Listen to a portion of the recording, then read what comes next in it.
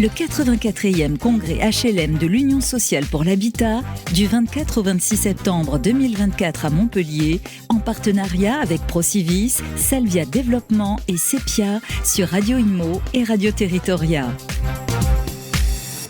Bonjour à tous, nous sommes de retour à Montpellier sur le stand de Radio Imo au salon, au congrès HLM, 84e congrès pour l'Union sociale pour l'habitat. Un très beau congrès qui se déroule en ce moment même. On est mercredi 25 septembre, il est 14h19 et j'ai le plaisir de recevoir sur le plateau Axéo.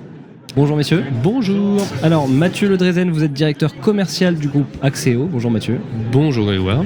Et Alexis Dorly, vous êtes responsable technique régional amiante. Bonjour Alexis. Merci de nous recevoir, merci. Merci à vous de répondre à nos questions. Alors, on va parler d'amiante, qui est une problématique assez présente dans le milieu du logement social. Oui, des immeubles collectifs, beaucoup d'immeubles collectifs construits dans une période où l'amiante était un matériau qui est d'ailleurs toujours un matériau assez exceptionnel, mais malheureusement dangereux, et on s'en est rendu compte beaucoup plus tard. Donc des problématiques effectivement à traiter dans le cadre des projets de rénovation, de réhabilitation, et ça fait partie des gros programmes, on va dire, des bailleurs sociaux, c'est de rénover leur parc immobilier.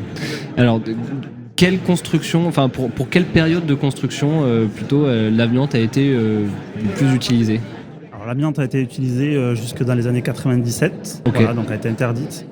Après 97, donc on retrouve tout type de matériaux aujourd'hui de construction.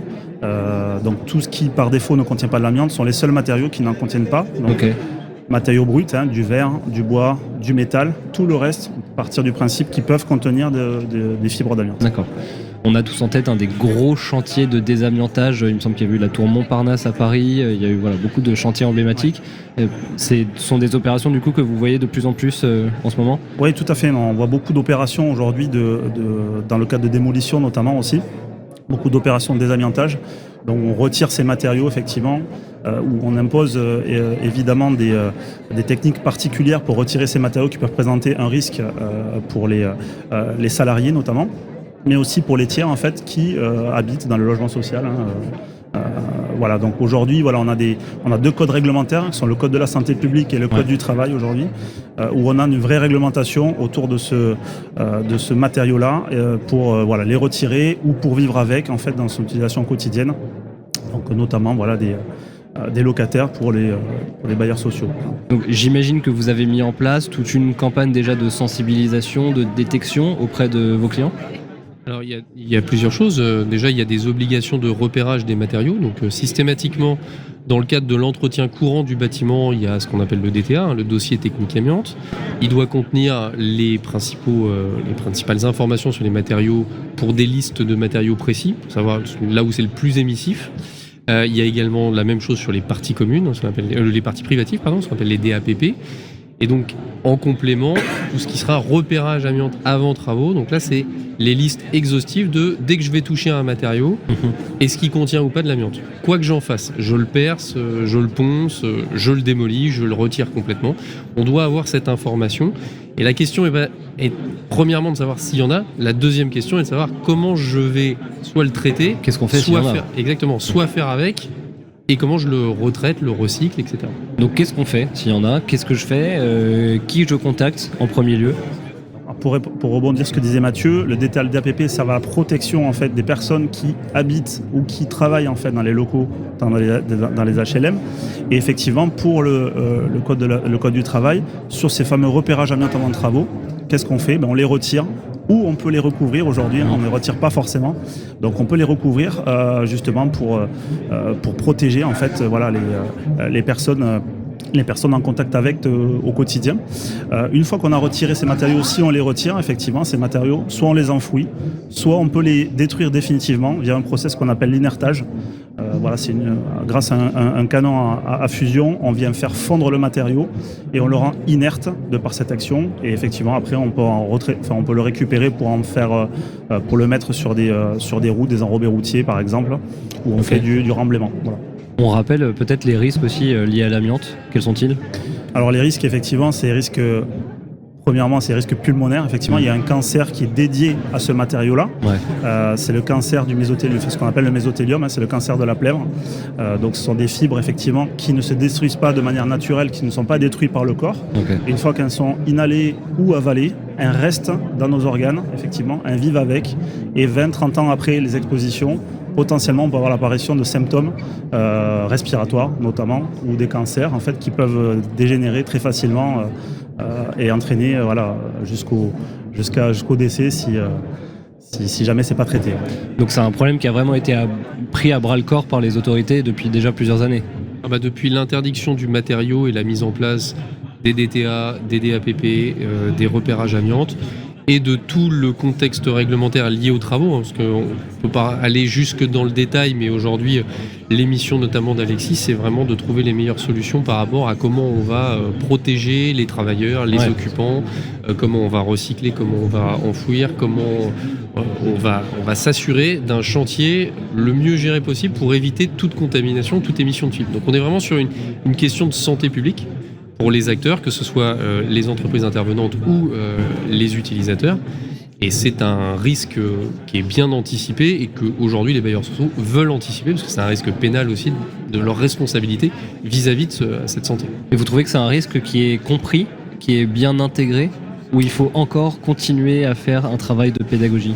Alors je vais commencer, je pense qu'Alexis va compléter ce que je dis. Je pense que le risque il est connu, il est maintenant anticipé, maintenant il est potentiellement mal dirigé. La problématique, c'est de s'être dit de toute façon, depuis maintenant quasiment 30 ans, on sait qu'il y a de l'amiante, on travaille cette notion de repérage, on a des entreprises de désamiantage, et on sait que ça grève le coût des projets. Donc ça coûte très cher, et on en a entre guillemets pris notre parti. Et nous, notre point de vue, et que je vais laisser Alexis détailler, mais notre point de vue, c'est qu'il y a aussi des solutions qui peuvent être alternatives, et qu'on n'est pas systématiquement obligé de quadrupler le prix d'un chantier parce qu'on est en présence d'amiante. Intéressant. Solution alternative. Solution alternative, non. Là, outre l'amiante, il y a d'autres matériaux qui peuvent présenter aussi des risques. Aujourd'hui, que ce soit le plomb ou les matériaux de deuxième génération, effectivement, tous les matériaux isolants qui peuvent présenter des risques sont quand même moins dangereux parce que l'amiante a vraiment des maladies très spécifiques liées à ce matériau-là. Mais on a des solutions aujourd'hui où on n'est pas obligé d'enlever l'amiante. On peut la recouvrir, on peut la faire évoluer dans le temps, en fait, tout en protégeant les acteurs, en fait, dans leurs opérations quotidiennes.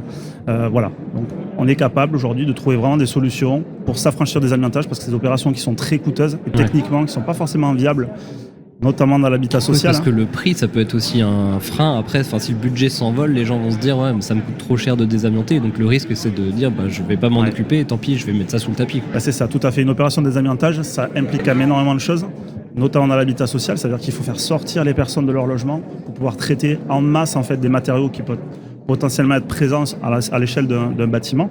Donc en termes de surcoût, c'est vraiment énorme.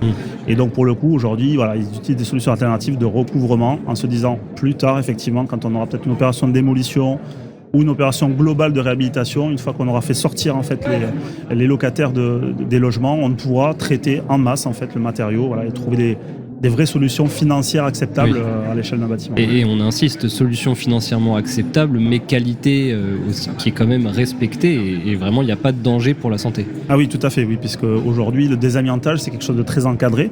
Le Code du travail définit 14 points en fait, qui sont aujourd'hui respectés par les entreprises de travaux, qui doivent être certifiées, donc qui ont quand même on va dire de gros enjeux en fait dans leurs travaux et en fait ils sont obligés de mettre en place certaines techniques, notamment on vient confiner, on crée des aéroliques dans des zones qui sont complètement fermées et inaccessibles pour pas qu'évidemment quand ils viennent fragmenter et émettre ces fibres d'amiante, elles puissent sortir à l'extérieur des solutions alternatives, mais pas qualité rabotée, surtout pas. Non, tout à fait. Bon, on est ici sur le congrès HLM. Quelles sont vos grandes problématiques sur le congrès ? Les problématiques, c'est de se dire qu'on a aujourd'hui un déficit de construction de logements, qu'on a besoin aujourd'hui de logement social. On a une réglementation qui est de plus en plus contraignante avec la loi zéro artificialisation des sols. Donc, c'est-à-dire qu'il faut trouver des projets soit en démolissant des bâtiments, soit en réhabilitant des bâtiments. Et à la grande différence, c'est que justement, autant comme un sol Il peut y avoir des problématiques de pollution des sols, mais vous prenez un sol et vous pouvez construire.